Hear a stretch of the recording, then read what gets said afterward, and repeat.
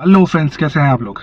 आज के इस वीडियो में मैं आपको बताने वाला हूं सारी चीज़ें होम लोन के रिगार्डिंग। इस वीडियो में आपको बताऊंगा कि होम लोन क्या होता है, क्या आपकी एलिजिबिलिटी होती है, लोन का प्रोसेस क्या होता है और क्या क्या फैक्टर्स हैं जो होम लोन से रिलेटेड होते हैं और क्या क्या डॉक्यूमेंट्स होते हैं जो होम लोन लेने के लिए हमको सबमिट करने होते हैं। होम लोन कौन कौन से प्रकार के होते हैं, ये सब चीज़ें मैं बताऊंगा इस वीडियो में। बने रहिए मेरे साथ। मेरा नाम है आकाश Francis. Let's get started.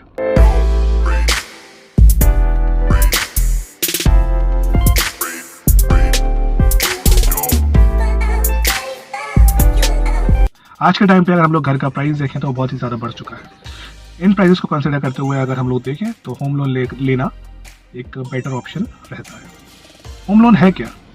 Home loan वो पैसा है जो कि एक इंडिविजुअल बोरो करता है बैंक से या कोई भी फाइनेंशियल इंस्टीट्यूट से परचेज करने के लिए रेजिडेंशियल या कॉमर्शियल प्रॉपर्टी।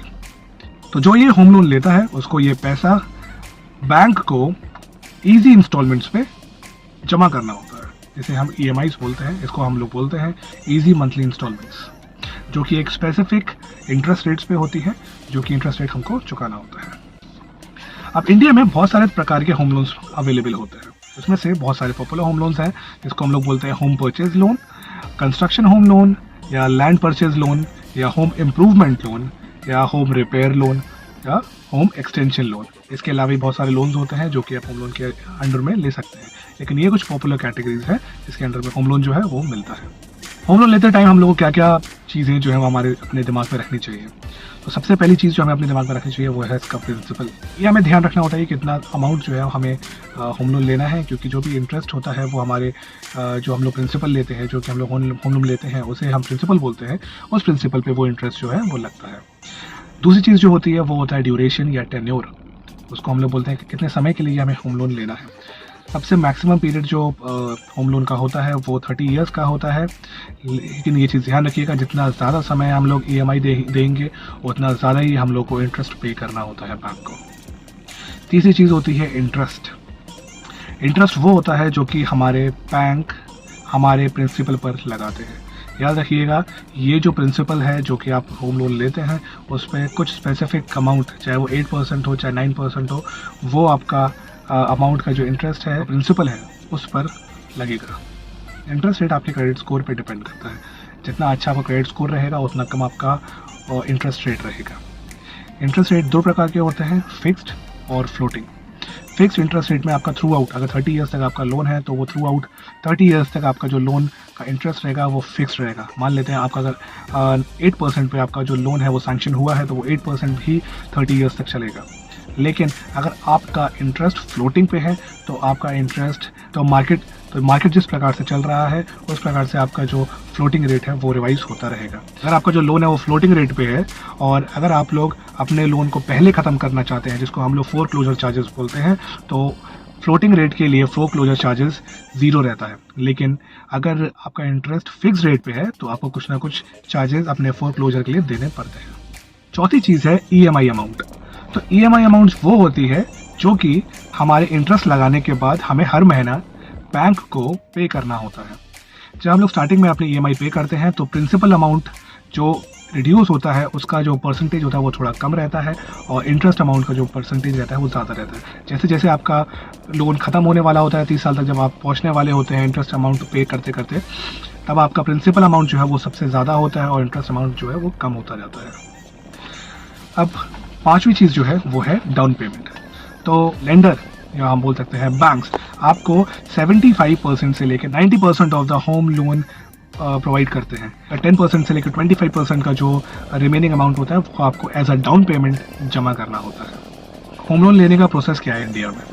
होम लोन लेने का प्रोसेस कुछ ज़्यादा कॉम्प्लिकेटेड नहीं है, बहुत छोटे से स्टेप्स होते हैं। मैं आपको एक ब्रीफ स्टेप्स बताता हूँ। उसमें सबसे पहली जो चीज़ होती है उसमें आपको अपना हाउसिंग लोन की जो एप्लीकेशन फॉर्म होता है वो उसको भरना होता है। उसके साथ सारे जो रिक्वायरमेंट डॉक्यूमेंट्स होते हैं रिक्वायर्ड वो आपको अटैच करने होते हैं। उसके बाद आपको जो प्रोसेसिंग फ़ीस होती है वो भरनी होती है। उसके बाद आप जाके अपने बैंक से डिस्कस कर सकते हैं कि आपकी जो नीड है कि आपको कितना लोन चाहिए, वो आप अपने बैंक से जाके डिस्कस कर सकते हैं। उसके बाद आपको KYC या इनकम सर्टिफिकेट और जो बैंक स्टेटमेंट्स हैं उसको जमा करना होता है। बैंक स्टेटमेंट से ही बैंक को आइडिया होता है कि आप कितने प्रिंसिपल अमाउंट के लिए आप एलिजिबल हैं।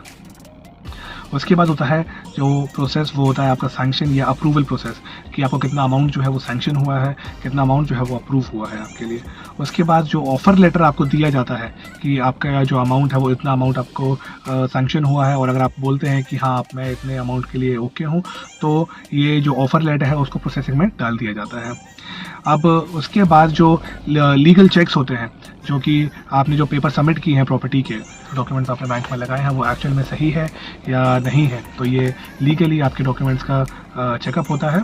उसके बाद एक साइट का एस्टिमेशन लिया जाता है कि आप जो अमाउंट साइट के लिए ले रहे हैं, जो आप, क्या वो टेक्निकली ओके है, क्या वो टेक्निकली इतना पैसे के लिए एलिजिबल है कि जितना आप लोन लेना चाहते हैं, तो एक साइट का एस्टिमेशन लगता है। ये एक प्रोसेस होता है। जब ये सारे प्रोसेसेस चेक हो जाते हैं, उसके बाद एक फाइनली लोन की डील होती है।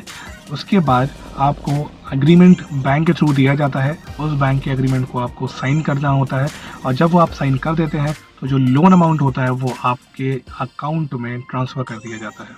अब होम लोन लेने की एलिजिबिलिटी क्या होती है?